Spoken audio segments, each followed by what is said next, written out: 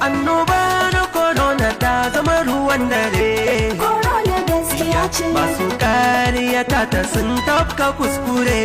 Mun kare kai dangi. Sai mu tashi kar da ai mana gadar zare. Corona gaskiya ce. Masana suna bayanai mu an kare. Mun kare kai dangi. Matakai na kare kai sai mu bi su kar mu kuskure dangi. Cutar corona na nan akwai ta ba ƙarya bace ba.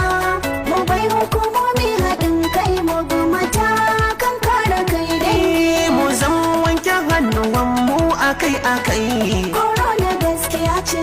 Da hannu sanitizer sai mu murtuka akai. Mun kare kai dangi. Ruwa da sabulu mataki na kare kai.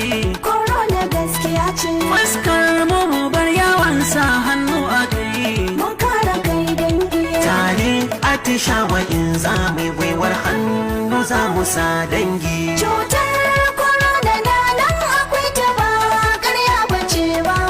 Mu bai hukumomi haɗin kai mu bi matakan kare kai dangi. Da akwai face mask abin sa a fuska ne. Corona gaskiya ce. Yana hakara iska garkuwa gare mu ne. Mun kare kai dangi. Kwayoyin cutar yana hana shigar su ne. Corona gaskiya ce. Ga mai cutar kuma yana hana fitar ta ne. Mun kare kai dangi. Ka'idar amfani da shi ne masana lafiya sananu. Cutar corona na nan akwai ta ba ƙarya bace ba. Mu bai hukumomi haɗin kai mu bi matakan kare kai dangi. Tazarar mita 3 junan mu zama ba. Corona gaskiya ce. Mai tari mai nesa ba ma matsin shi ba.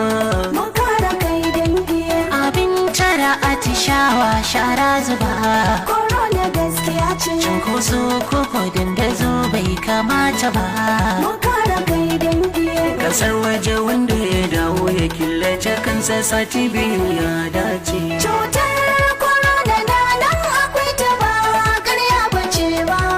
Mu bai hukumomi haɗin kai mu bi matakan kare kai dangi. Bai hukumomi haɗin kai mu zan kula. Corona gaskiya ce. Dokoki mu bi su dan kauce matsala. Mun kare kai dangi. Shawarar masanan mu za ta zama fitila. Corona gaskiya ce. Zauna a gida 'yan uwa kar mu hasala. Mun kare kai dangi.